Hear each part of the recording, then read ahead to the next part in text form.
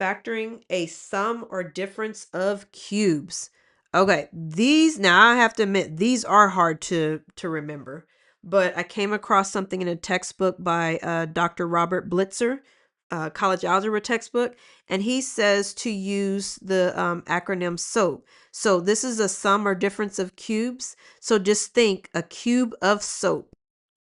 A cube of soap. And you're like, well, what does SOAP stand for? So it goes same sign, opposite sign, always positive. So whatever it starts off, it's going to be the same sign. See, same sign.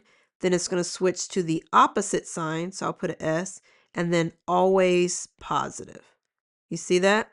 This is minus, right? So it's going to be the same sign, opposite sign, and then always positive. Always positive. So SOAP. Same sign, opposite sign, always positive. Same sign, opposite sign, always positive. Same sign, opposite sign, always positive. Y'all see that? Okay. So let's copy this down here so we have it. Put it right here to the, or you know what? We can put it right here because we can still see it down here. Cool beans? Cool beans. All right. Let's see. So we have x cubed plus 27. Now you still got to find your a and your b. You see that? Still got to find your a and your b. Okay, so you still got to find your a and your b. So here, this is x cubed. And what is this? This is 3 cubed, because 3 times 3 is 9, and then 9 times 3 is 27. And then it's the same sign, opposite, always positive. Cube of soap, a cube of soap. So if I were to rewrite this following the pattern, that's going to be x plus 3 times x squared minus 3x plus 3 times 3 is 9. Y'all see that? Follow the pattern. Look at this one. This is x cubed, right? Minus 4 cubed. 4 times 4 is 16. 16 times 4 is 64. Okay, so then this is going to be x. Now this is the minus one, so it's going to be the same sign.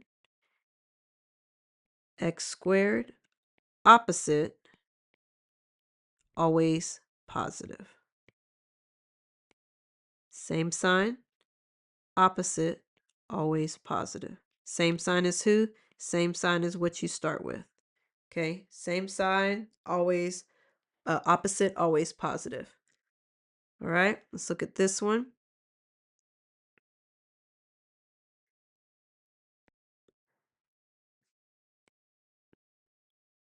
You're like, cubed?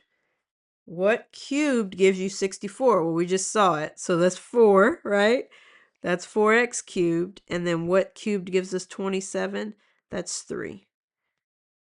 Okay, so let's follow it.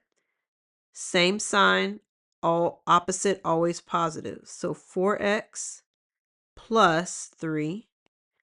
And then 4x squared, 16x squared. And then the opposite, 4x times 3, that's 12x. And then always positive. 3 times 3 is 9.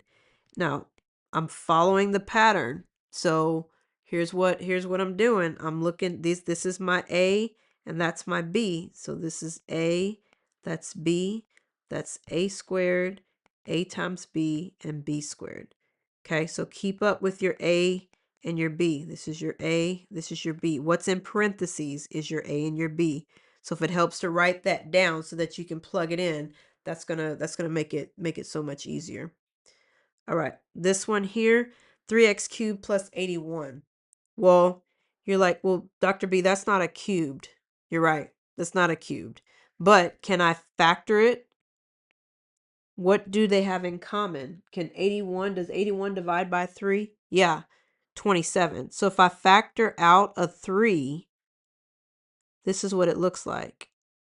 X cubed plus 27 And is x cubed plus 27, is this a sum of cubes? Can I use a cube of SOAP to break this down? Yeah, you see where we did that at? Right here. Same one right here. So now this becomes 3 times x plus 3 times x squared minus 3x plus 9. So this would be your entire final answer. Remember, your polynomial is your factoring is taking the polynomial as it exists and breaking it into tiny, as small the tiny pieces as you can. Smallest tiny pieces as you can. And then you look and see, can I factor this? Well, no, because 3 times 3 is 9. But 3 plus 3 doesn't give you -3. So this one's prime. It goes as far as it can go. So you keep factoring till you go as far as you can go. Okay, that's how that works.